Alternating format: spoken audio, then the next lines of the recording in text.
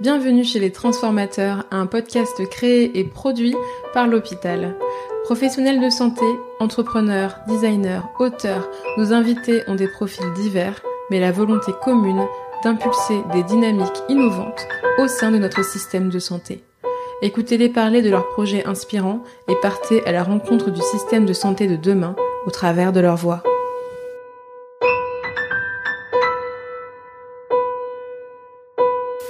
Astrid Chevance est historienne et psychiatre et chercheuse en épidémiologie. Elle écrit des courts-métrages aussi et elle conçoit des jeux vidéo, le tout en se battant pour l'égalité homme-femme dans le secteur de la santé. Astrid, c'est une curieuse, une passionnée, une engagée, bref, une transformatrice en santé. Pourquoi t'as choisi de faire médecine à la base ? Alors initialement, j'avais pas commencé par la médecine, j'avais commencé par l'histoire. Donc j'ai fait une prépa littéraire et puis je suis entrée à l'école normale et là-bas je faisais de l'histoire parce que pour moi l'histoire permettait de garder les possibles ouverts pendant longtemps. C'est-à-dire en ayant fait de l'histoire, on peut retourner après vers d'autres sciences sociales ou vers des sciences humaines. Donc c'est comme ça que je suis entrée dans l'histoire et je suis allée jusqu'à l'agrégation d'histoire-géographie que j'ai obtenue en 2009. Et puis c'est pendant mon année d'agrégation où vraiment ça m'a un peu forcée à me projeter dans ce que je voudrais faire au long cours que je me suis rendu compte que la recherche m'intéressait, mais que la recherche sur la santé m'intéressait encore plus. Que pour faire de la recherche sur la santé, avoir été médecin était à la fois facilitant, mais en plus permettait de donner de la profondeur à ce qu'on racontait, quoi. Et donc du coup, comme j'étais pas très vieille à l'époque, j'avais 22 ans, je me suis dit que je pouvais encore faire médecine.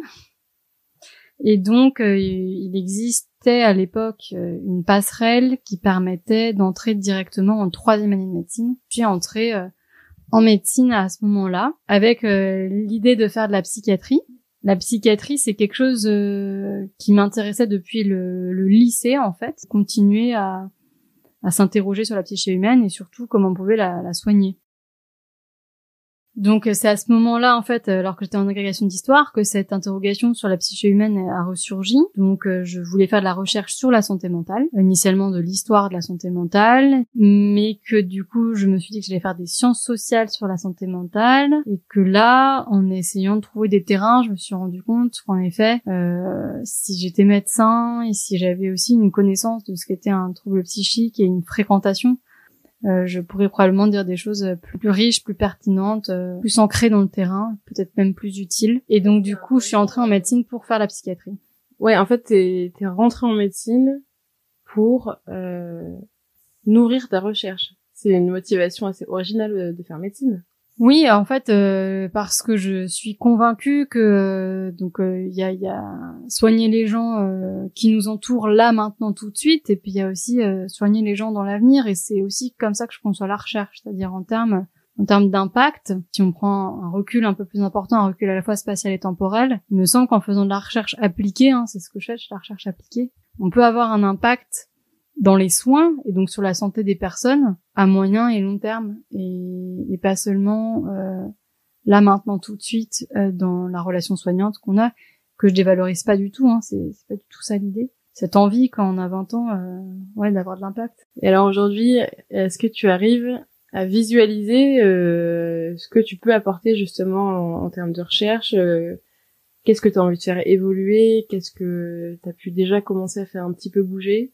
Alors oui, je pense qu'effectivement, donc maintenant j'ai 35 ans, donc on révise un peu ces projets, et en même temps, en fait, on se rend compte qu'on n'a peut-être pas tout à fait tort, même en étant très jeune. Alors la recherche dans laquelle moi je travaille, c'est de la recherche en épidémiologie clinique. C'est une recherche qui est pas très développée en France, qui est assez récente, qui date des années 80 en fait, même à l'échelle internationale, et qui vise en fait à préciser les pratiques de soins, à les ancrer en fait scientifiquement, c'est-à-dire à s'astreindre à la démonstration, en fait, avant de proposer des soins, ou même avant de se prononcer sur un diagnostic ou sur un pronostic. Donc cette nécessité d'ancrer en fait la parole et les actions des soignants dans des connaissances, pour moi, effectivement, c'est un moteur, parce que je pense que quand on est désespéré parce qu'on est malade, ça va souvent de pair, on est prêt à croire, en fait, n'importe qui et à prendre et à faire n'importe quoi pour aller mieux, parfois même à se faire du mal, sans le vouloir. Et il me semble que la science, en tout cas le discours scientifique, la démonstration scientifique, peut être un garde-fou important et peut limiter les errances, les abus, ce genre de choses. Donc moi, la recherche que je fais, elle est dans cette démarche-là, c'est-à-dire arriver à produire un corpus de connaissances pour étayer les pratiques cliniques. Alors plus précisément, moi je travaille sur l'évaluation des thérapeutiques, ça veut dire quelle est l'efficacité, la tolérance des soins qu'on propose, que ces soins soient médicamenteux ou non. Ça peut très bien être la psychothérapie ou la neurostimulation dans le champ de la santé mentale. Et en fait, je me suis aperçue, donc dans le domaine plus précis qui m'intéresse, ce sont les troubles de l'humeur et plus particulièrement la dépression. Alors c'est pas du tout une niche, parce que la dépression, ça touche une personne sur 5 dans sa vie, donc en vrai c'est à travers le monde, quel que soit le niveau de revenu du pays. Donc c'est vraiment, ça peut avoir un impact majeur en fait d'orienter ces pratiques-là. Je me suis rendu compte qu'en fait les essais cliniques qui évaluent les traitements de la dépression étaient fondés sur des critères de jugement de l'efficacité et de la tolérance qui étaient assez fragiles. Ça veut dire quoi ça? Ça veut dire quand vous voulez savoir si par exemple un antidépresseur marche, vous menez un essai contrôlé randomisé, et puis vous allez mesurer au bout d'un certain temps que les personnes prennent le médicament, quel est l'effet de ce traitement. Et l'effet de ce traitement, il est mesuré par un critère de jugement. Et juste sur la décision de mesurer ce critère de jugement plutôt qu'un autre, eh bien en fait, on conditionne les traitements qu'on va donner, mais je veux dire de façon internationale et pour des années. Parce qu'après, les autorités de santé, comme la Food and Drug Administration ou en Europe c'est l'autorité européenne du médicament, vont élaborer des recommandations qui vont dire voilà, nous accepterons les essais sur la dépression qui auront mesuré comme critère celui sur la tristesse. Oui, ça paraît logique que ça soit normalisé par les autorités.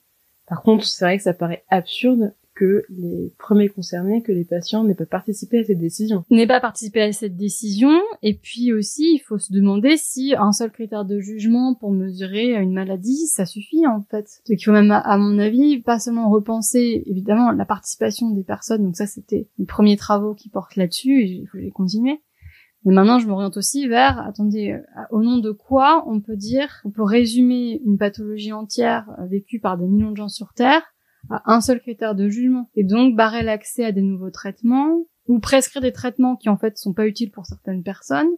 Enfin, on est vraiment dans un système qui pourrait être franchement amélioré. Et donc voilà, donc c'est pour ça que du coup, bien qu'étant psychiatre, je me suis orientée plutôt vers une activité de recherche en termes de volume horaire, parce qu'il me semble que sur ça, il faut avoir de l'impact dans les années à venir. Pour en tout cas améliorer notamment la prise en charge de la dépression, quoi. Enfin, pour moi, ça me semble prioritaire parce que j'ai commencé à faire des travaux prometteurs là-dessus. Ça me semble prioritaire de les poursuivre au détriment effectivement d'aller soigner des personnes au jour le jour, ce qui n'empêchera pas forcément d'y retourner à un moment donné. Mais là, en tout cas, je me sens astreinte à devoir poursuivre mes recherches dans ce domaine-là. Donc, t'expliques qu'il y a plusieurs critères qu'on pourrait prendre en compte, et j'imagine aussi que selon le patient, certains vont prioriser certains critères parce que c'est plus important pour eux. Et j'ai l'impression du coup que tes recherches, elles vont aussi aller dans le sens de la décision médicale partagée. Oui, alors il y a 2 niveaux. C'est-à-dire que moi, mes recherches, elles se situent vraiment sur les essais cliniques, c'est-à-dire sur le moment où on va autoriser l'accès d'un médicament au marché, ce qui est largement en amont de la décision médicale partagée. Mais en effet, ça c'est un point que je défends aussi, mais qui va demander beaucoup de travail pour que ce soit possible. C'est-à-dire que ces essais cliniques qu'on fait pour autoriser la mise sur le marché de traitements, en fait, ils sont essentiels parce qu'ils doivent barrer l'accès à des trucs qui pourraient être dangereux, enfin des médicaments ou autre chose, Là, je prends les noms de médicaments, mais ça peut être tout autre chose. Donc il faut absolument barrer l'accès à des traitements qui pourraient être dangereux pour les personnes. Il faut deuxièmement arriver à objectiver que ces traitements-là ont un effet qui est intéressant. Mais troisièmement, il faut en faire aussi d'autres essais qui n'ont pas vocation à être utilisés pour l'accès sur le marché ou voilà, mais qui ont vocation à être utiles pour la décision thérapeutique. Je m'explique, c'est-à-dire que quand vous avez montré que cette molécule, prenons encore l'exemple d'un médicament, cette molécule n'est pas dangereuse, ou en tout cas elle a des effets secondaires qui sont négligeables par rapport aux bénéfices étant donné une pathologie donnée. Ensuite, le médecin, il a ça en main, mais il est bien en peine de savoir à qui le prescrire en priorité, combien de temps, comment l'introduire, selon quelle modalité, comment on l'arrête, voilà. Il y a énormément de questions cliniques qui restent en suspens et pour lesquelles, en fait, on n'a pas de connaissances scientifiques. On a une connaissance empirique qui, à mon sens, est extrêmement importante et sur laquelle il faut se fonder pour produire cette connaissance, c'est-à-dire des générations de médecins ont prescrit ce médicament et se sont passés le truc de ce médicament, il faut le commencer à telle dose sur 3 semaines, etc. Mais ça n'a pas été proprement démontré. Ça veut dire qu'il pourrait potentiellement ça peut être amélioré ou diversifié selon les profils de patients. Voilà, donc il y a énormément de place pour améliorer la décision thérapeutique. Et effectivement, quand tu parles de décision médicale partagée, alors là, ça combine plusieurs choses. Décision médicale partagée, ça veut dire c'est une décision qui est co-construite entre un patient et le médecin. Mais pour pouvoir co-construire une décision, il faut qu'il y ait de l'information. C'est-à-dire, s'il n'y a pas d'information, on n'est pas en train de co-construire une décision, on est en train de tirer à pile ou face, en fait. Et donc, c'est même pas à tirer à pile ou face, c'est-à-dire qu'on est en train de co-construire une décision fondée sur des biais, les biais de chacun. Donc, c'est encore plus compliqué. Et l'idée, c'est effectivement la science, où est-ce qu'elle peut intervenir là-dedans, c'est dans la production d'une information qui soit relativement fiable, partagée, validée, du moins construite de façon transparente, qui doit être appropriée par les deux parties, parce que les médecins ne sont pas des scientifiques, les médecins ont une formation scientifique, mais ils ont une formation médicale après. Donc passer déjà de la lecture d'un article scientifique à son application dans la pratique clinique, c'est extrêmement compliqué et ça ne va pas du tout de soi en fait. Donc c'est une première étape, il faut arriver à rendre ce savoir accessible par les médecins. Et pour l'instant en fait, c'est souvent les laboratoires qui rendent ce savoir accessible. C'est pas les médecins eux-mêmes entre eux. Et deuxièmement, il faut que ce savoir soit aussi accessible pour les patients, c'est-à-dire qu'ils puissent se savoir. Et ça, on voit actuellement que clairement, il l'est pas. On a pas mal discuté de ça avec Alexandre Berkès dans un autre épisode précédent. Et oui, en effet, pour qu'on puisse parler de décisions médicales partagées ou de partenariat patient, il faut déjà que le patient soit informé. Donc là, c'est vrai que toi, tu parlais de produire la connaissance, mais il y a aussi la question de diffuser la connaissance qui... Exactement. Alors moi, je parle de produire la connaissance parce qu'en tant que chercheuse, c'est ça mon métier. Je ne crois pas que diffuser la connaissance soit le métier de chercheur. À mon avis, c'est des métiers il faut collaborer avec des chercheurs pour pouvoir diffuser la connaissance, mais c'est un autre métier, en fait, de diffuser la connaissance. Donc, et surtout, de diffuser la connaissance à des personnes qui sont en situation de vulnérabilité étant donné leur maladie, parce que je distingue vraiment de diffuser de la connaissance à des gens qui vont bien, on va dire, qui sont pas concernés par le problème, qui n'ont pas cette vulnérabilité-là, et cette propension potentiellement à sauter, en fait, sur n'importe quel nouveau traitement. Et en même temps diffuser aussi à des gens qui sont concernés par la maladie, tout en alors c'est très compliqué de s'approprier par un savoir scientifique parce que le savoir scientifique il est jamais fait, il est jamais construit pour être un outil opérationnel en fait, il est construit pour être une connaissance. Donc ça demande des étapes de transformation et surtout ça demande des étapes de contextualisation. Et évidemment que tout le monde attend que la science réponde de façon définitive et univoque à des questions par un oui ou par un non. Or, c'est rarement comme ça, en fait. C'est rarement comme ça. Et ne pas savoir, ne pas prendre conscience de ça, du coup, c'est forcément s'exposer à des oppositions violentes, des clivages, et même l'antiscientisme le plus brutal, en fait, l'antiscience le plus brutal, en disant de toute façon, la science, ça sert à rien. Non, alors, la science, c'est sur le temps long, en fait. Et c'est vrai que la clinique demande des réponses immédiates parce qu'on est sollicité par des patients pour qu'on les soulage tout de suite. Et ça, c'est des temps qui sont assez irréconciliables. Donc en fait, la recherche que moi, ça c'est quelque chose que je perçois très bien. La recherche que moi je fais maintenant, si elle doit avoir de l'impact dans les soins, ce sera pas avant 10-15 ans. Et en fait, vouloir forcer son implémentation en pratique clinique immédiatement, C'est à mon sens une erreur, parce que si c'est fait trop tôt et mal, ça pourrait être rejeté ou alors perverti, et ce serait complètement contre-productif par rapport à ce que j'essaie de mettre en place. Donc il faut accepter que le temps médical et que le temps de recherche ne soient pas le même, et il faut par contre favoriser les échanges entre les deux mondes pour que quand la science soit suffisamment mûre, et ben ces connaissances ne restent pas aux oubliettes, quoi, mais arrivent à rentrer dans le monde médical. Tu m'offres une transition parfaite vers un sujet que j'ai envie d'aborder, puisque quand même en termes de diffusion de l'information et de sensibilisation, tu as aussi fait des actions toi personnellement qui sont assez originales. Je pense par exemple au court-métrage que tu as coécrit sur la dépression. Est-ce que tu peux nous en parler? Oui, alors ça c'est effectivement j'ai écrit le texte du court-métrage qui s'appelle Et toi ça va, qui sensibilise à la dépression, et il a été co-scénarisé et réalisé surtout par Marie-Stéphane Cataneo, qui est une réalisatrice. Alors là-dedans en fait je ne transmets pas un savoir scientifique que moi j'aurais construit.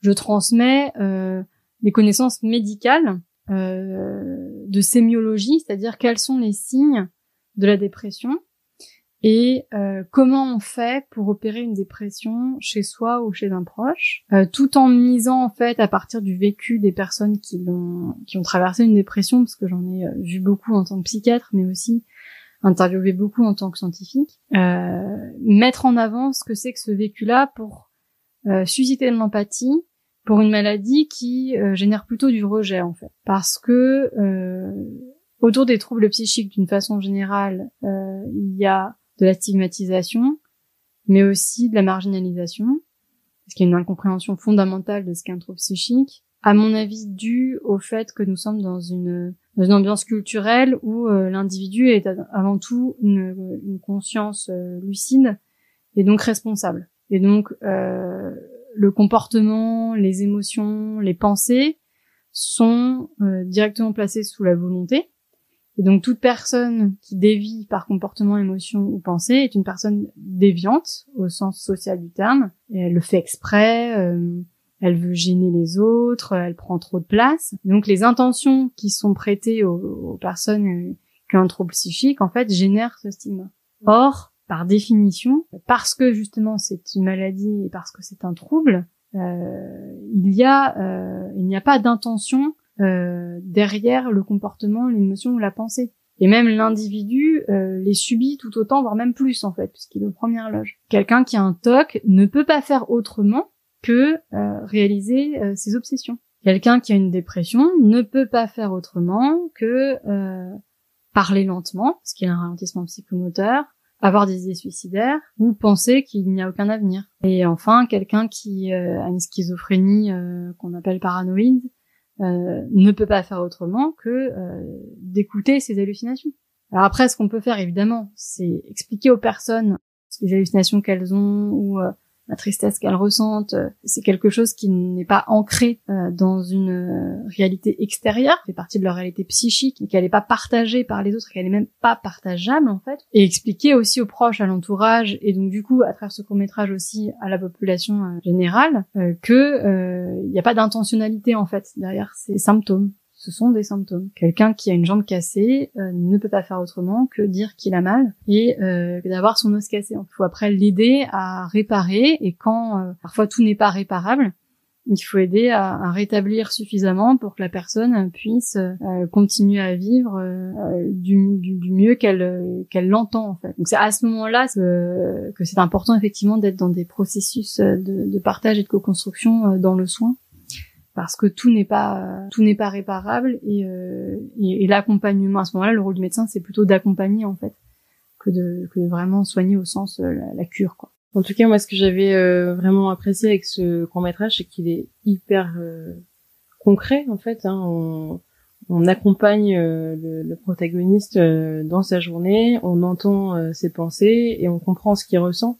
En un temps très court, on se dit ah oui, ok, c'est ça qui se passe dans la tête d'une personne qui souffre de dépression, et en effet il génère énormément d'empathie et même de compréhension, parce que finalement on sait pas ce que c'est que la dépression, on nous explique peu à l'école, Et on a du mal à distinguer la petite déprime de la dépression. Et donc ils disent je suis en dépression aujourd'hui parce que j'ai raté mon bus. Et du coup j'avais vraiment trouvé que c'était un ton et un niveau de c'est même pas de vulgarisation, d'explication extrêmement accessible et en même temps pas non plus simpliste. Oui, c'est ça, parce qu'en fait, exactement, j'ai pas essayé de vulgariser en fait. Je me suis fondée sur une expérience vraiment de clinicienne, c'est-à-dire que quand on arrive à partager avec la personne son univers psychique dans toute sa complexité et notamment la souffrance, en fait, on ne peut que comprendre ce qui se passe. Et donc c'est ça que j'ai voulu faire dans le film. J'ai pas voulu faire un cours de médecine sur la dépression ou une liste de symptômes. Je me suis juste dit, si on partage 24 heures de la vie d'une personne déprimée de son point de vue intérieur, mais tout en montrant aussi, parce qu'il est filmé d'extérieur, hein, tout en montrant aussi d'extérieur comment il est perçu par les autres, c'est-à-dire cet immense décalage entre cette impuissance acquise par le déprimé et l'image que l'extérieur lui renvoie de lui-même, c'est-à-dire il le fait exprès, il se bouge pas, donc la culpabilité en fait.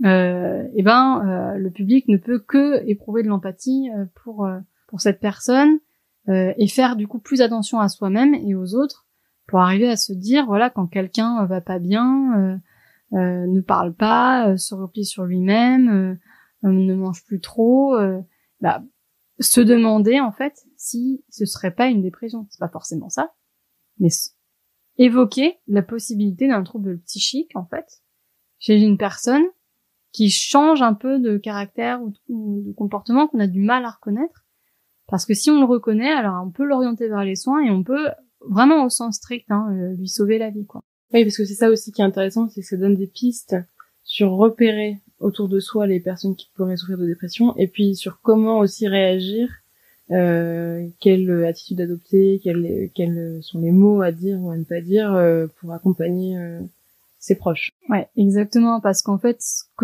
qu'on observe, c'est que quand quelqu'un tombe de vélo dans la rue, heureusement, il y a des personnes qui affluent, qui aident en fait, qui aident parce qu'ils partagent la douleur physique, ils mettent la personne à l'abri, ils appellent les pompiers, enfin voilà, il y a une solidarité qui se met en place et qui fait que la personne va être soignée, va aller mieux, et puis elle va être validée en fait dans sa souffrance aussi. Ce qui se passe pour les troubles psychiques, c'est totalement l'inverse en fait. C'est-à-dire que l'incongruité au sens social du comportement qui émerge chez cette personne, elle suscite le rejet, la mise à l'écart parce que justement on pense qu'il fait exprès, ou parce qu'on en a peur aussi, on comprend pas pourquoi il fait ça. Au lieu de susciter, pareil, ce même élan, c'est-à-dire que ça va pas, ok, on se met à plusieurs, parce que c'est très difficile d'accompagner quelqu'un seul qui va mal, quelle que soit la maladie, même un cancer.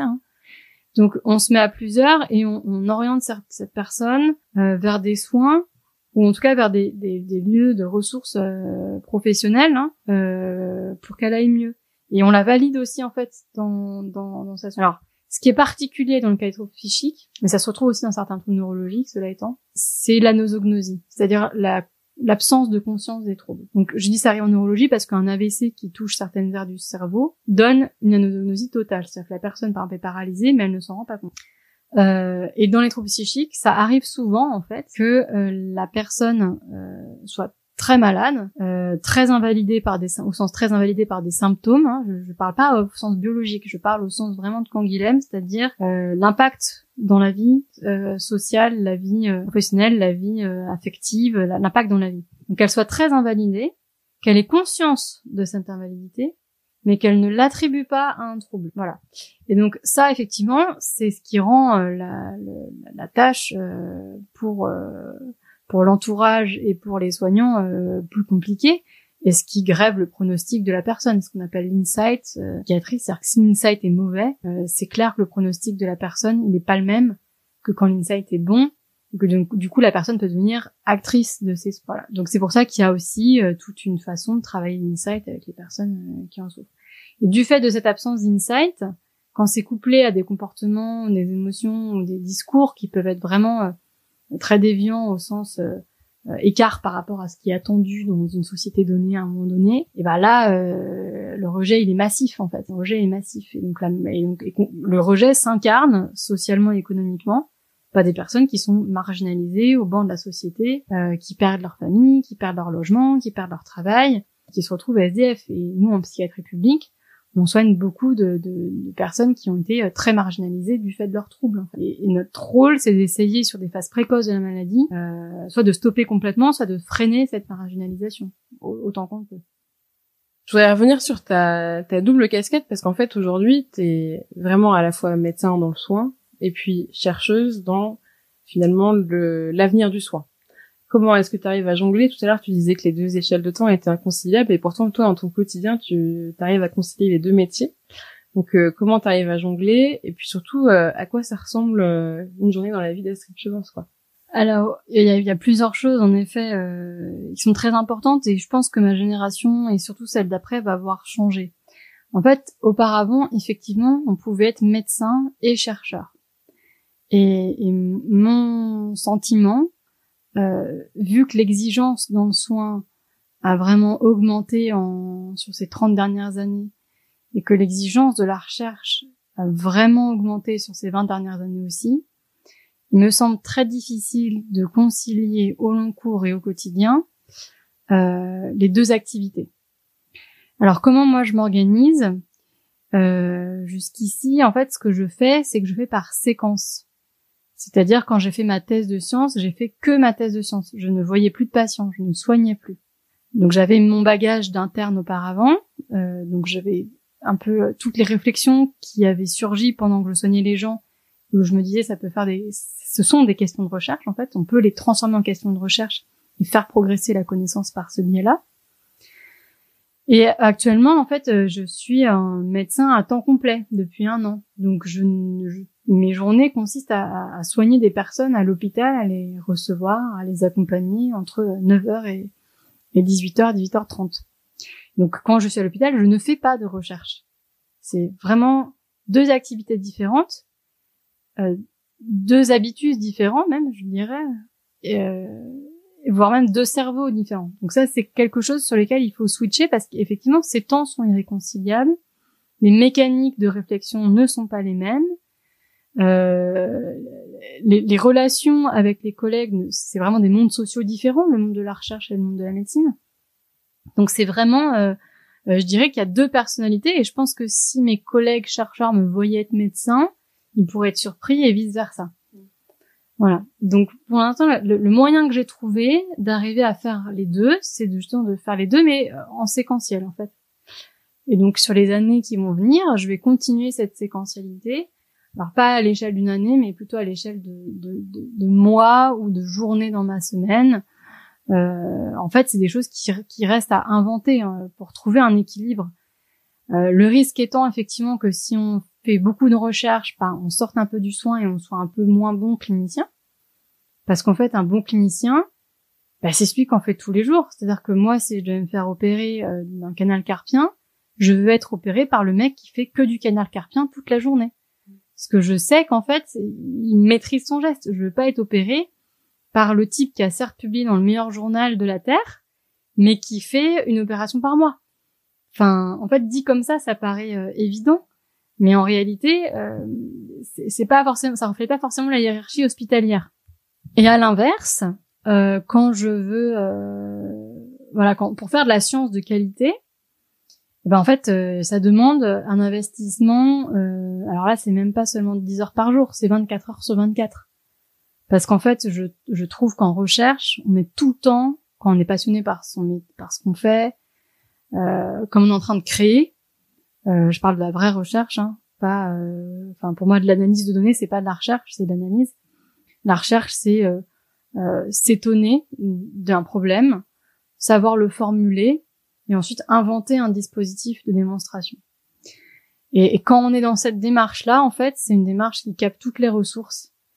Et c'est clair que même pour l'entourage, on n'est plus vraiment présent, même quand on est là, parce qu'en fait, on est absorbé par le problème. On veut trouver la solution. Pas juste appuyer sur off et arrêter d'y penser à la fin de la journée. Alors cela est vrai aussi pour la médecine dans une certaine mesure. Il est clair que quand on a des patients qui sortent du lot parce que c'est un cas clinique compliqué, en fait, on n'a pas les solutions comme ça peut prendre la tête comme ça aussi. On peut en rêver la nuit, voilà. Mais vraiment la recherche, ça a ce rythme particulier que ça rentre dans le rythme dans la pensée de l'individu, ça prend vraiment. Et donc on peut pas faire, à mon sens, de très grandes recherches ou les aboutir vraiment et faire des choses très belles si on n'a pas ces temps-là dédiés, en fait, cette possibilité d'avoir ce temps-là. Et actuellement, une carrière hospitalière n'offre pas ce temps, cette possibilité. Donc, à moins de faire du séquentiel ou de faire un choix radical entre clinique et entre recherche, ça mène directement les personnes qui essaient de le faire au burn-out, hein, enfin, clairement. Donc, il me semble plus sage pour les générations à venir non pas de couper la médecine de la science, ce serait évidemment une énorme erreur, mais d'avoir des médecins qui ont une valence recherche très prononcée et qui, disons, consacrent 3/4 de leur temps à ça, mais de façon assumée, et des médecins qui ont la valence clinique, mais qui savent communiquer avec des chercheurs et s'approprier les résultats de la recherche. Comme ça, on aura à la fois des cliniciens qui seront des très bons cliniciens et qui seront valorisés en tant que tels, et qui soigneront, qui pourront offrir les meilleurs soins possibles aux concitoyens, et des chercheurs qui seront des chercheurs de haut niveau, qui pourront produire une recherche de qualité qui servira à étayer la médecine plus tard. Et sans être déconnecté totalement du terrain. Sans être déconnecté du terrain, parce que, en tout cas pour ceux qui ont été médecins, ils sauront communiquer avec les médecins qui pourront faire remonter les problèmes de terrain. Actuellement, tout ça est biaisé parce qu'en fait, les statuts à la fois socio-économiques et à la fois symboliques sont calés en fait plutôt sur la science en fait.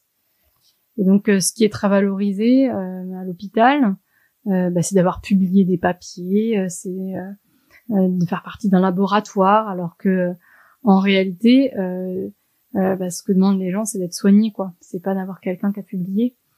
Et donc, tant qu'on n'aura pas un peu revu ce système, alors c'est important qu'il y ait de la science dans les hôpitaux, évidemment, mais en fait, si on rend attractives les carrières uniquement sur la capacité à faire de la science, on sélectionne des personnes qui sont plus à même de faire de la recherche et moins à même de faire du soin. On dévalorise ceux qui font du soin. Et ça, c'est pas tenable au long cours, quoi. Donc, une journée, à quoi ça ressemble? Quand je suis médecin, j'arrive à l'hôpital, je fais ce que font tous les médecins de la Terre, hein. J'arrive à l'hôpital, je vais aux transmissions infirmières qui me racontent comment ont dormi mes patients, comment ils ont mangé, de quel pied ils sont levés ce matin-là. Ensuite, je vais les voir moi-même. En tant qu'interne, j'ai cette possibilité de pouvoir voir tous les patients tous les jours. Ce sera moins le cas quand j'aurai des responsabilités, évidemment, je devrais déléguer et les voir moins souvent. Mais donc je vais voir mes patients, puis je règle leurs problèmes au quotidien, enfin j'essaye de le faire. Donc après, qu'est-ce que je fais? Je surveille leur bilan biologique, j'ajuste les traitements en fonction de ce qu'ils m'ont dit et en fonction de ce que me dit leur biologie. Je discute avec les psychologues du service, avec les psychomotriciennes pour avoir leur point de vue à la fois diagnostique et à la fois sur l'évolution. Je vais évaluer l'efficacité et la tolérance de mes traitements. J'essaye quand je peux donner 2 ou 3 explications aux étudiants qui sont avec moi. Je discute beaucoup en équipe avec mes collègues internes et surtout mes chefs, parce que je trouve que ce qui est très riche dans la psychiatrie, c'est comme on n'a pas de tests qui permettent de dire c'est une dépression à 100% ou pas, et tout est fondé sur voir le patient plusieurs fois, discuter avec sa famille, lui faire rencontrer d'autres collègues qui pourront donner leur avis aussi. Et c'est cette richesse-là, en fait, qui me plaît beaucoup, donc les discussions cliniques, en fait, avec les patients, avec les familles et avec les collègues. Voilà. Après ça, dans l'après-midi, je peux avoir des astreintes aux urgences, en l'occurrence là où je suis en ce moment. Donc, je vois des patients qui viennent en urgence, pour des urgences psychiatriques, évidemment, pas les urgences somatiques.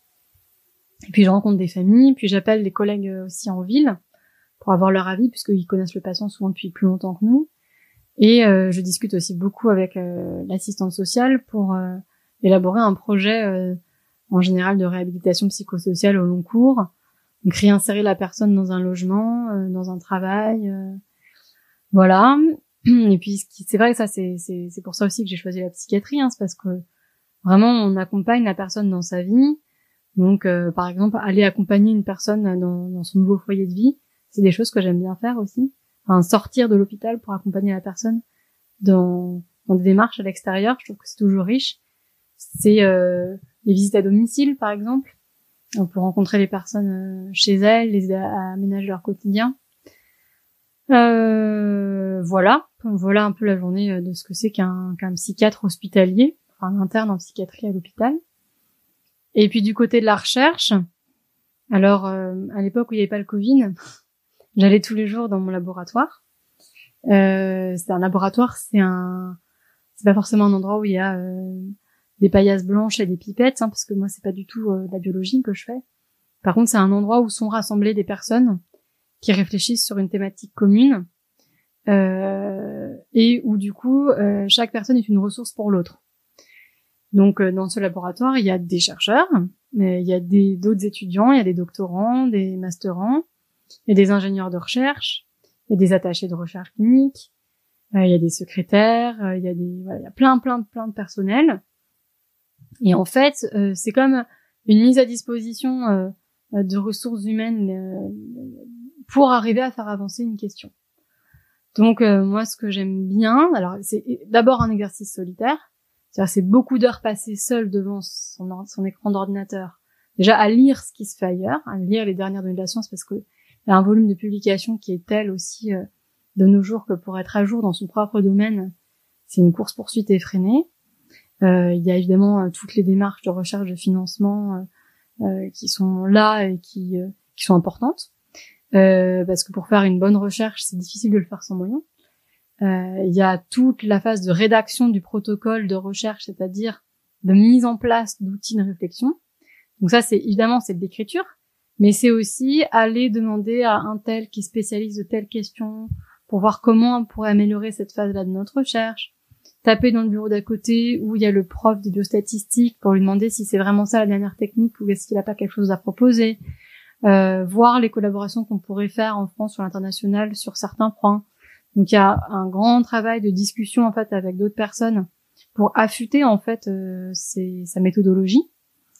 Ça c'est les phases que je trouve les plus intéressantes, très ingrates, mais très intéressantes intellectuellement dans l'élaboration d'un projet.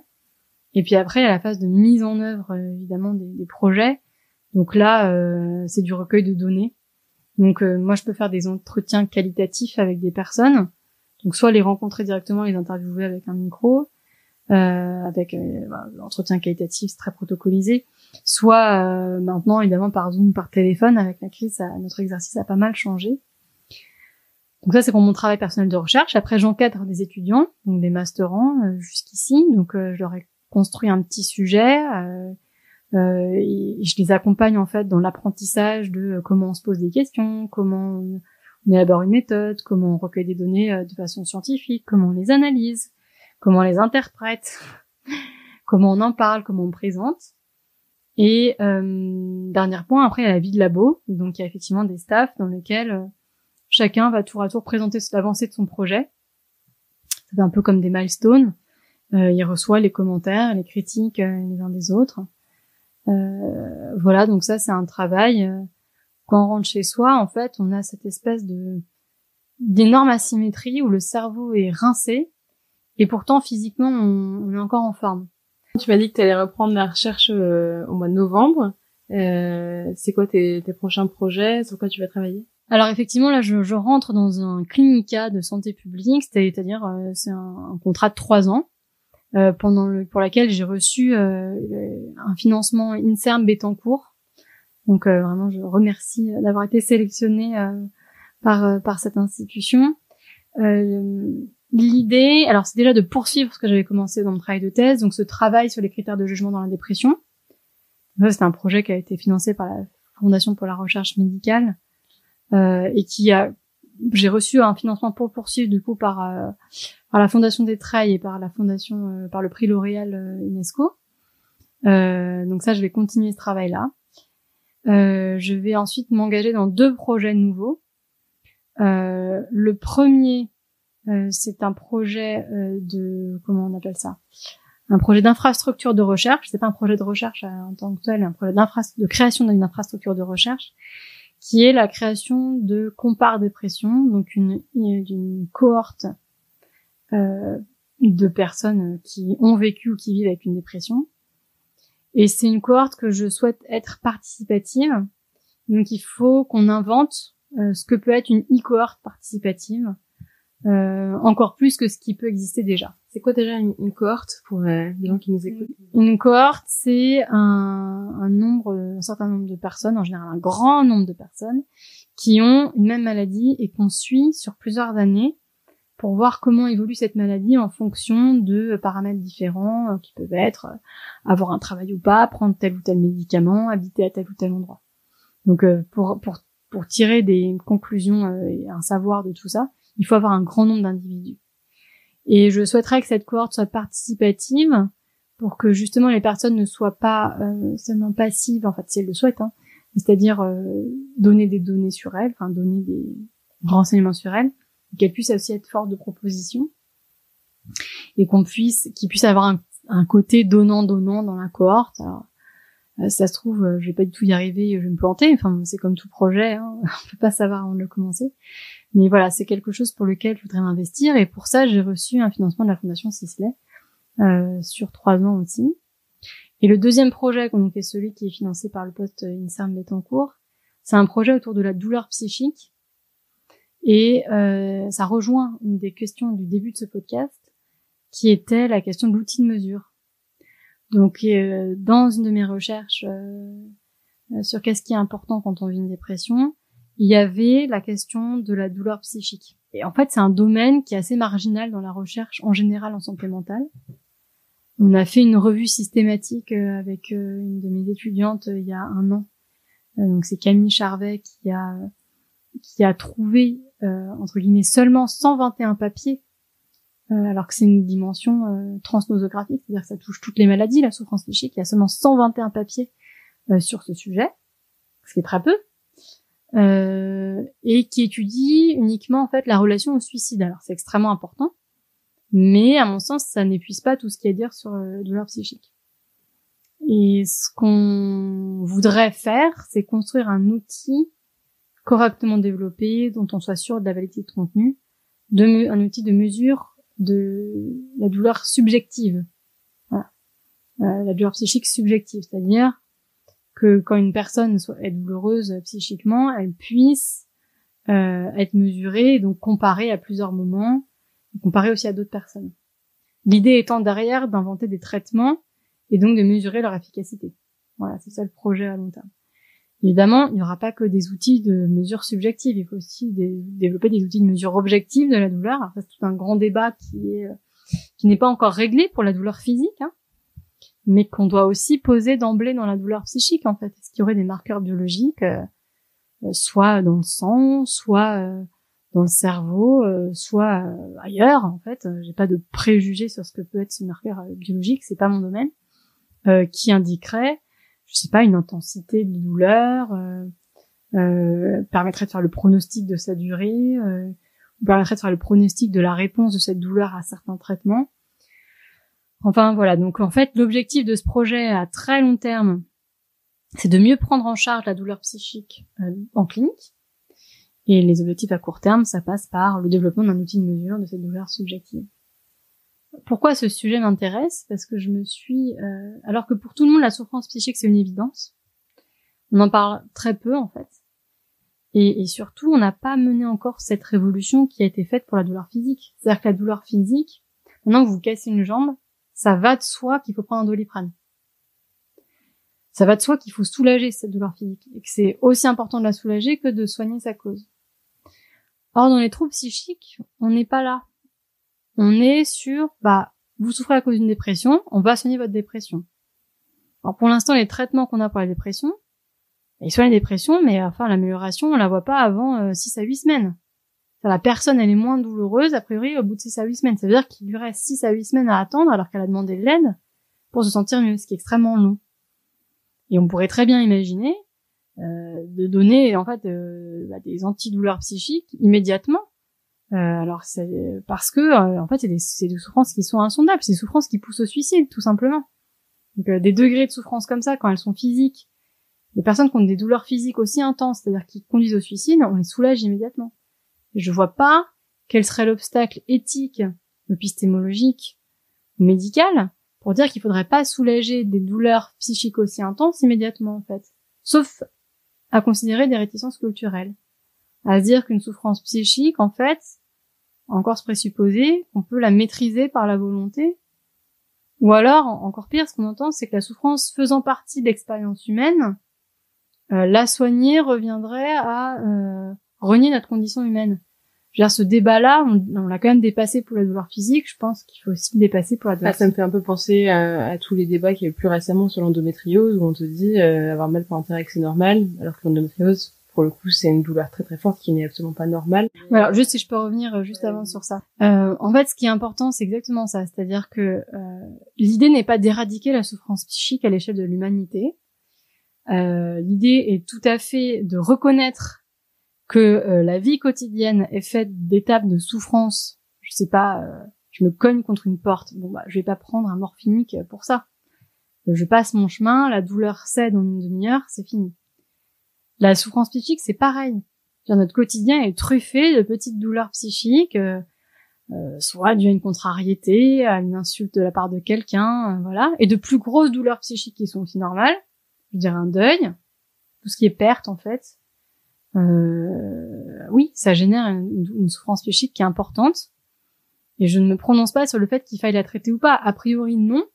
Mais encore une fois, si cette souffrance dépasse en fait les capacités de l'individu et qui se retrouve dans des logiques en fait auto-agressives ou hétéro-agressives qui ne peuvent pas être contrôlées par l'environnement immédiat, qui trouvent pas de soulagement en fait avec les ressources habituelles, bah, je vois pas non plus en quoi on s'opposerait à soulager cette souffrance.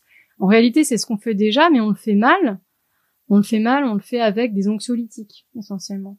Et notamment des benzodiazépines, qui sont un peu qui souvent sont un peu utilisés comme le Doliprane psychique du quotidien, alors que ce sont pas les meilleures molécules au monde, qu'elles peuvent rendre dépendantes, et puis surtout qu'elles traitent pas la douleur, elles traitent l'angoisse, qui est quelque chose d'autre, en fait. Donc, à la limite, si ça traite l'angoisse associée à la douleur, ça la soulage, mais ça traite pas la douleur en elle-même. Voilà. Donc, l'idée, effectivement, la comparaison, je trouve que la comparaison, en fait, les maladies psychiques sont des maladies, de même que les maladies, en fait, qu'on dit somatiques, mais ce sont pas que des maladies purement somatiques, hein. Je veux dire, quand on souffre d'un diabète, on souffre aussi du préjudice social du diabète, on souffre aussi du poids du traitement qu'il apporte dans la vie, on souffre de plein d'autres choses que juste du taux de glycémie élevé dans le sang. Ben, dans les troubles psychiques, il y a probablement un substrat biologique, très bien, mais ce dont les personnes souffrent en tant que personnes, c'est toutes les conséquences au quotidien. Et c'est en ça que ce sont des maladies, c'est à cause de ces conséquences-là. Et donc, si on peut les soulager par des moyens, à mon avis, il faut le faire, étant donné que ces moyens ont démontré leur efficacité et leur innocuité, etc., quels qu'ils soient. Ce que je veux dire par là, c'est que il faut tout autant évaluer les psychothérapies que les médicaments. Bien évidemment. Le premier projet que tu as cité, tu disais donc qu'il faisait partie de Compare. Donc Compare, ça veut dire communauté de patients pour la recherche. Et il y a donc Compare Dépression sur lequel tu vas travailler, mais il y a aussi d'autres cohortes sur d'autres sujets, et notamment en santé sexuelle. J'aimerais bien qu'on parle un peu des approches hyper originales que tu as aussi mises en place dans ce cadre-là, puisque il y a eu donc une game jam qui a été organisée, il y a eu le développement d'un jeu, et t'en parleras beaucoup mieux que moi, donc je te passe la parole là-dessus, mais je trouve ça hyper intéressant qu'on en discute aussi pour montrer à nos auditrices et à nos auditeurs toute la palette de moyens d'action en fait qu'ils peuvent avoir sur ce type de sujet. Oui, alors effectivement, donc Compare, c'est pas moi qui ai fondé Compare, c'est Philippe Raveau qui est le directeur du centre de recherche en épidémiologie et statistique de la Sorbonne, enfin université de Paris.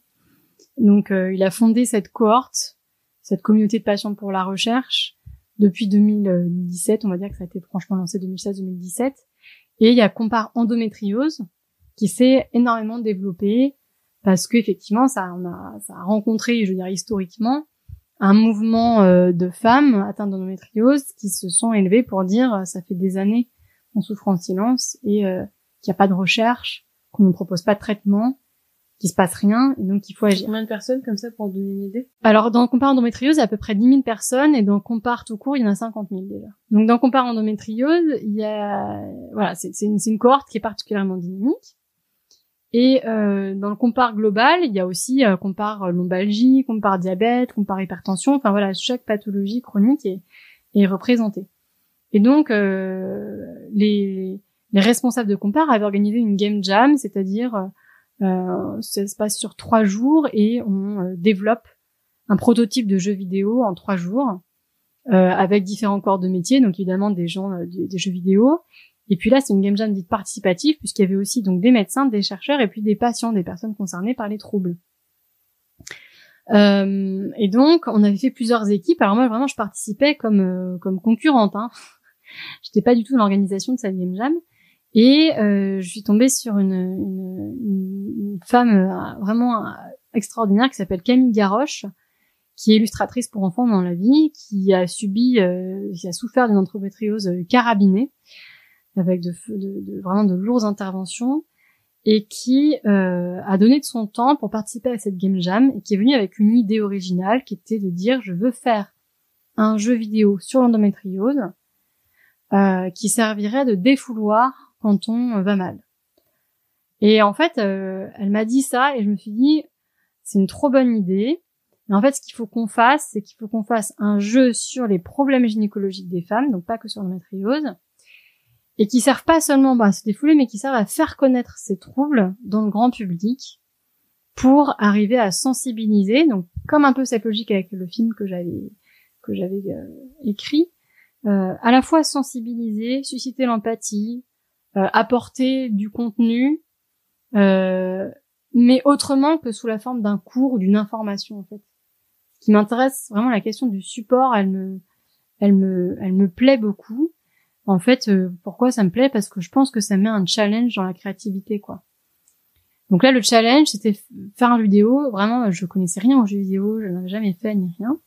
Et j'ai rencontré plein de gens, j'ai découvert plein de métiers et j'ai trouvé ça hyper enrichissant. Ça a été beaucoup de travail, ça a été 2 ans de travail en réalité, ça a été seulement 3 jours. Donc en 3 jours, on avait pondu un prototype. On a gagné, après on a été levé un peu d'argent, on a gagné un des prix, on a levé de l'argent, pas beaucoup. Parce que pareil en fait, pour que ça prenne une certaine ampleur, il faut un minimum d'argent, donc on a eu en tout 10 000 euros, à la fois par un crowdfunding, à la fois en allant chercher des partenaires mutuels comme Solimut, Point Gym qui fait de la santé pour les femmes, enfin voilà, un peu partout, chacun donnant une petite somme, on arrivait à 10 000 euros. Du mécénat de compétences, évidemment, à la fois pour le film et à la fois pour Euteros, j'ai eu le soutien de boîtes de com qui ont fait un travail vraiment extraordinaire. Enfin, les métiers, ça s'invente pas en fait. Voilà, ils ont un savoir-faire et des compétences qui dépassent largement ce que nous on peut faire. Et donc dans ce jeu, il y a 3 mondes. Il y a le monde de la mycose, donc mycose vaginale. Je voulais une pathologie de la femme qui peuvent toucher les femmes à tous les âges en fait, et ultra fréquent. C'est quasiment 7 personnes sur 10, voire 8 sur 10 qui en fait une dans sa vie. Donc en fait, chacun peut approcher un peu ce que c'est. Mais c'est invalidant pour 10% des femmes parce qu'elles font des formes chroniques qui vraiment, du coup, quand ça devient chronique, ça envahit la vie quotidienne, ça envahit la vie sociale, la vie affective, ça devient insupportable.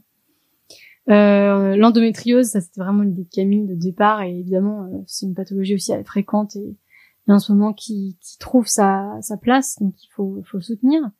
Et troisièmement, je voulais aussi une pathologie qui touche les femmes plus âgées, entre guillemets, parce que c'est la femme entre 45 et 55 ans. Pathologie gynécologique, parce que c'est vrai qu'en fait, on s'intéresse beaucoup aux pathologies gynécologiques des femmes en âge de procréer. Et à mon sens, c'est quand même une forme de patriarcat, parce qu'en fait, on s'inquiète de leur capacité à procréer. Mais pour moi, c'était important justement de dire, en fait, les femmes ne meurent pas au moment où elles arrêtent de procréer, et leurs organes sexuels non plus. Et en fait, elles peuvent toujours souffrir de ces organes sexuels, et donc il faut absolument en parler. Et donc, on a parlé des fibromes. Voilà. Et donc après, on a conçu 3 petits mondes. C'est vraiment un jeu de tap-bouton. Donc on tape sur son écran. Ça, c'est le côté défouloir. Et on amène quelques explications sur ces troubles, hein, vraiment d'une façon très neutre en fait. Et par contre, les dessins ne sont absolument pas neutres. Ils sont très anatomiques. Ils sont un peu agressifs parce qu'on voulait pas du tout euphémiser ce qu'est la violence de la maladie. Oui, parce qu'on est quand même dans un utérus. et on tape sur des microbes pour des microbes, des virus, etc. pour les buter, quoi. Ouais, exactement. Il y a du sang partout parce qu'en fait l'endométriose ça saigne la rage. Et donc dans l'endométriose et dans les fibromes on est dans un utérus, mais dans les mycoses on est dans un vagin.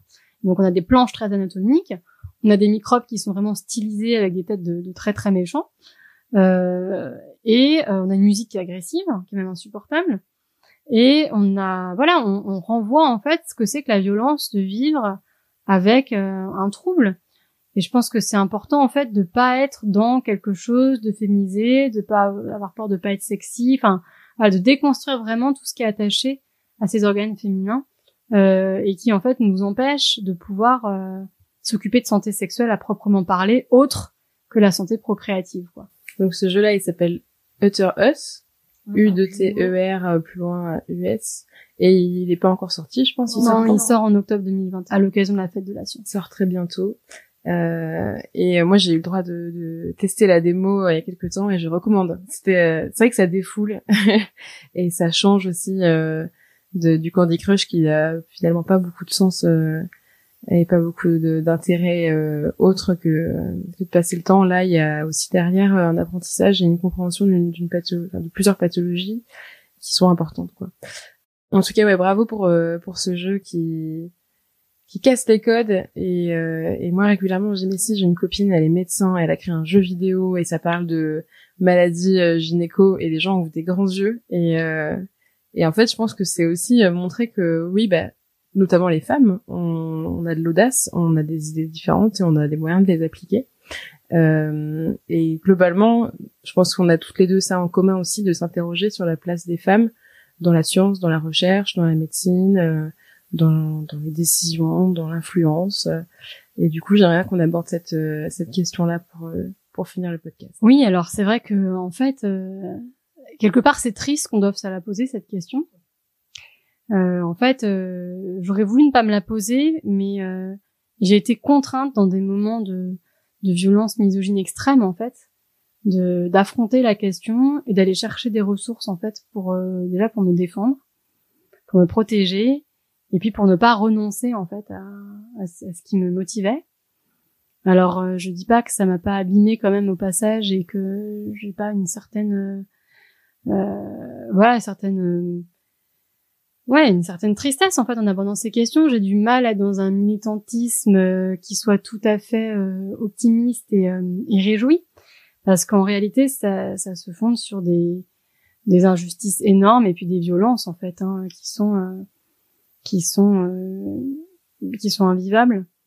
Alors, si j'ai pu me la poser quelque part cette question, c'est parce que j'avais quand même ma mère qui dès que j'étais jeune formulait les choses, qui souvent formulait les situations justement en termes d'injustice faite aux femmes. Dans les petites choses du quotidien, je savais repérer en fait, mais avant de l'avoir vécu moi-même, je veux dire professionnellement, je mesurais pas en fait la portée de ça. C'est-à-dire que jusqu'à ce que j'entre sur le marché du travail, oui, j'avais évidemment subi des violences sexistes dans la rue, enfin des choses à caractère sexuel. Enfin, je le dis d'un ton très banal, mais en fait c'est horrible, mais c'est comme si c'était un lot commun qu'on devait accepter. Mais oui, j'avais vécu ça, mais je me disais que ça n'arriverait jamais dans la sphère professionnelle et que j'arriverais toujours à faire ma place sur mes compétences en fait.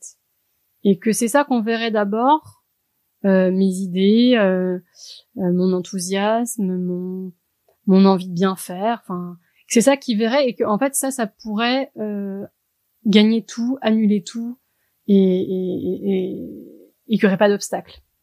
C'est-à-dire que j'acceptais quelque part la misogynie dans la sphère privée, affective, familiale, dans la rue, enfin publique quoi. Mais je ne pouvais pas me représenter qu'elle puisse être professionnelle parce que en fait c'est tellement inefficient. Je veux dire que ça me paraît totalement absurde.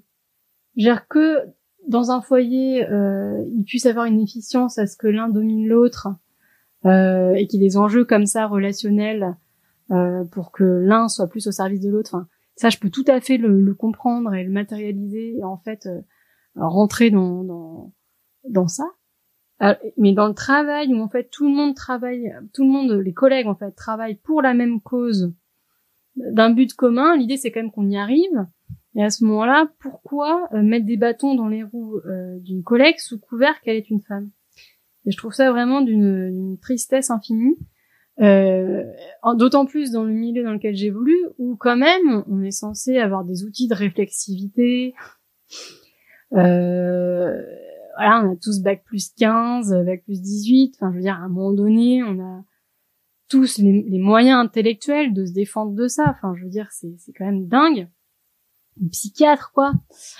Alors pas tous en recherche, mais quand même aussi quand on est psychiatre, c'est quelque chose avec lequel j'ai d'autant plus de mal. Ça, je veux dire, objectiver les biais cognitifs, comprendre les mécanismes de défense, la psychologie individuelle. Enfin, je veux dire, c'est la base de notre métier. Et si on n'arrive pas à le faire pour soi-même ou pour les collègues et pour arriver à mieux travailler ensemble, c'est quelque chose qui m'a surprise. D'abord surprise, ensuite atterrée, puis sidérée. Et là, je pense que j'ai pas fini de sortir de ma sidération. Je suis encore dans un moment en fait où je me demande combien de temps je vais tenir. Et quand est-ce que ça va s'arrêter, et si en fait la facilité pour moi ce serait pas d'arrêter en fait pour éviter à subir des choses de cet ordre-là, que des collègues même masculins que j'adore par ailleurs avec la meilleure bonne foi du monde ne parviennent pas à maîtriser en fait. C'est terrible. Donc ça voilà, en tant que médecin et en tant que chercheuse sur des modalités différentes, évidemment on l'a. Alors, en tant que médecin, quand ça vient des patients ou de leur famille, bon, c'est pénible, mais c'est vraiment quelque chose que je peux mettre de côté facilement. Tu veux dire qu'il y a des patients qui expriment qu'ils auraient préféré être soignés par un homme, par exemple On comprend qu'il y a la confiance n'est pas là. Ils le disent pas, ils disent « Ah bon, c'est vous le médecin ?» mais et on comprend qu'en fait, ils seraient plus rassurés par la présence d'un homme, etc. Alors, évidemment, ça change au bout d'une demi-heure d'entretien. Mais c'est vrai qu'il y a ça à se battre, parce que la vision qu'ils ont du psychiatre, l'image d'Épinal du psychiatre, c'est un mec de 50-60 ans, grisonnant, avec l'assurance sociale qui va avec. Et c'est vrai que j'arrive, on sait pas distinguer qui est l'étudiante et qui est le médecin, donc c'est compliqué. Je comprends, c'est-à-dire quand on emprunte cette figure d'Épinal, c'est difficile de s'en détacher et de prendre radicalement l'opposé. Et encore, je veux dire, moi... je suis blanche, blonde aux yeux bleus, donc j'ai pas toutes les problématiques de l'intersectionnalité. Je vois que d'autres collègues peuvent avoir.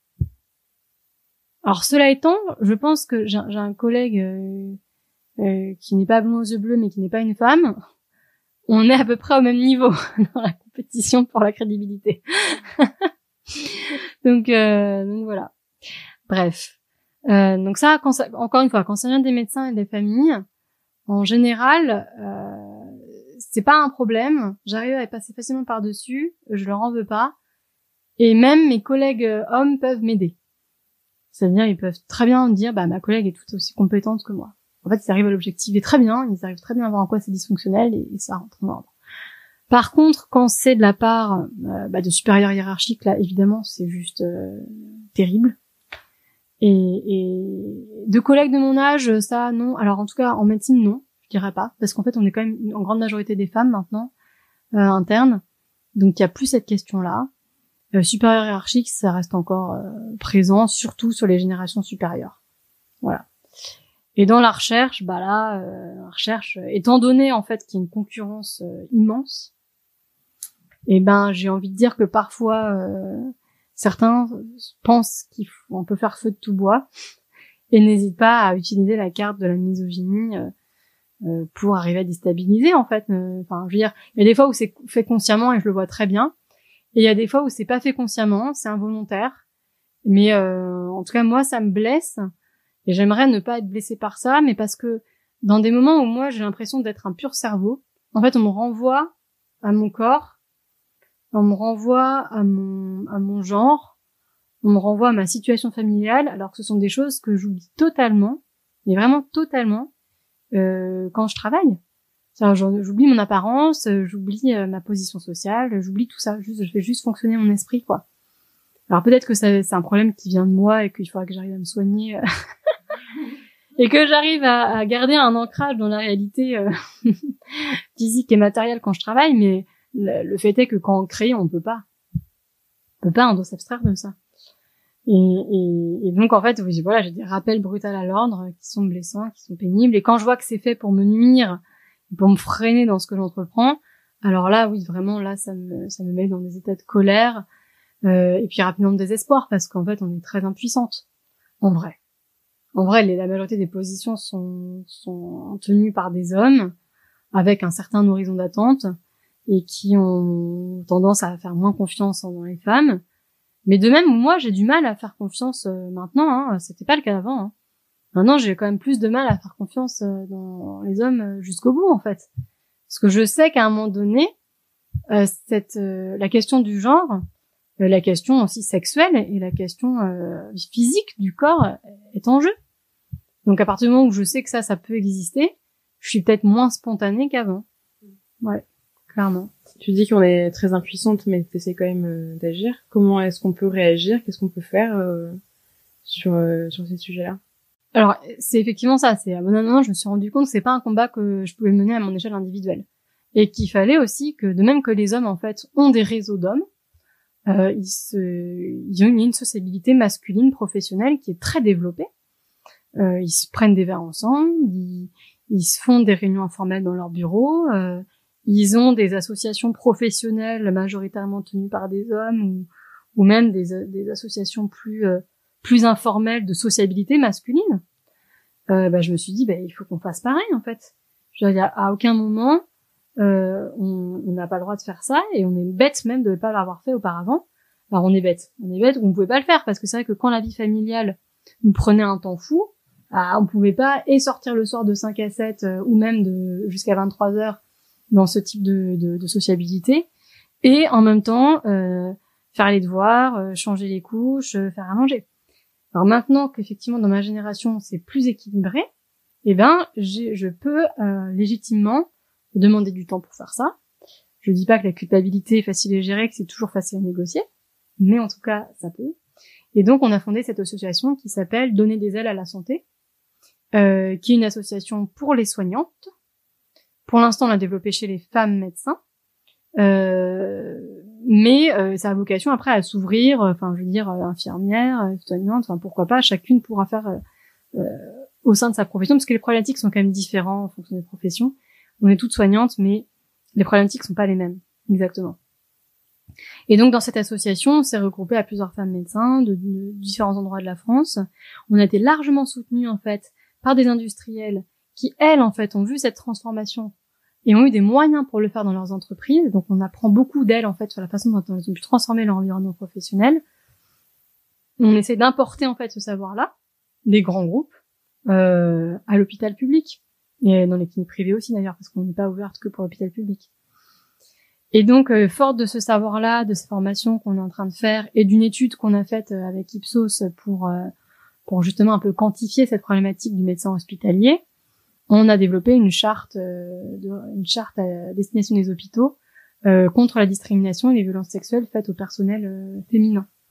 Et donc là, il y a plusieurs hôpitaux qui l'ont repris. Donc par exemple le centre hospitalier de Béziers, et bientôt celui de Nancy, par exemple. Donc c'est-à-dire qu'il y a une charte où c'est précisément écrit ce qui est interdit de faire et comment on valorise aussi la position des femmes dans les établissements, et qui après permet aussi de développer à l'échelon local, hein, parce qu'effectivement comme je sais que c'est ton combat à toi, c'est-à-dire les transformations, elles se font avec des choses assez simples à des échelons assez locaux pour faire des preuves de concept, en fait, avant de pouvoir être étendues. Donc c'est cette stratégie-là qu'on a prise aussi. Donc la stratégie de partir d'un échelon d'un hôpital, de montrer que des transformations sont possibles, que des femmes peuvent mieux vivre professionnellement dans ces endroits-là, pour ensuite le proposer à des échelons plus larges. En effet, je crois beaucoup dans ce genre d'approche, et c'est aussi pour ça que j'ai voulu monter ce podcast, parce que par la démonstration de ce qui a été fait et de la manière dont ça a été fait, on peut aussi s'inspirer, répéter, répliquer, agrandir, et je pense que ça c'est super précieux. De la même manière que typiquement avec la fondation de lauréat UNESCO, dont on est toutes les deux lauréates pas la même année, mais finalement on a aussi ça en commun. Donner des rôles modèles, prendre du temps pour aller montrer qui on est en fait, qu'on existe, qui on est, qu'est-ce qu'on fait, qu'on est nombreuses et que oui, on existe et on n'est pas des extraterrestres. Et je pense que c'est aussi ça a un impact et à la fois ça va avoir un effet positif global et en même temps ça nous demande encore un effort supplémentaire qui peut-être finalement creuse encore une inégalité. Mais bon, je pense que ça c'est un autre débat. Je te remercie du coup de t'être prêté au jeu de ce podcast et d'avoir partagé tes passions, tes motivations et tes réalisations, et je suis absolument persuadée que les gens qui vont écouter l'épisode en seront inspirés et motivés, auront envie de faire des choses. La question qu'on pose, il y a 2 questions qu'on pose à chaque fois à la fin du podcast. La première, c'est quelle est ta devise? Quelle est la phrase qui te motive, ton mantra, ou peut-être ce que tu as envie que tes enfants retiennent et réalisent tout au long de leur vie. Moi, je pense que c'est quand on fait quelque chose, il faut le faire bien. Sinon, il faut même pas le commencer. Donc, ne pas s'engager dans tout et n'importe quoi, même si on y voit un intérêt. Et par contre, quand on s'investit dans quelque chose, il faut s'investir jusqu'au bout, ne pas lâcher, le réaliser. Aussi pour être satisfait de soi. Et quand je fais les choses, je me dis toujours, est-ce que dans 10 ans, j'aurai honte de ce que j'ai fait ou pas? Et c'est pour ça me donne la force, en fait, d'arriver à finaliser. Ça me donne la force de le faire correctement. Et ça me donne aussi la force de ne pas m'engager dans des choses pour lesquelles je sais que comme je m'y mettrai pas à fond et vraiment bien, bah, je risque d'avoir un regret ou un remords à un moment donné. Donc voilà pour ma devise, c'est quand on fait quelque chose, il faut le faire bien. Faire de son mieux, faire avec le cœur. En tout cas, on sent que c'est comme ça que tu travailles. Faire de son mieux, c'est jamais se dépasser, hein, parce que moi je suis pas dans des logiques de il faut s'arracher. Faire de son mieux, c'est en respectant ses limites. C'est-à-dire il faut vraiment avoir conscience de ça. Parce que faire de son mieux aussi, c'est se dire se dépasser et en fait, oui ça c'est ma deuxième devise, c'est qui veut aller loin ménage sa monture. En fait ça va de pair. Vraiment faire les choses bien et à haut niveau, mais qui veut aller loin ménage sa monture. Et parfois, il faut se donner un peu plus de temps parce que il faut faire autre chose à côté, il faut se reposer, il faut faire un break. Et oui, le projet sera pas rendu à l'heure, il faudra 1 mois de plus. Mais avec 1 mois de plus, il sera bien fait et nous, on sera encore en vie. Il faut pas s'écœurer, il faut connaître ses limites.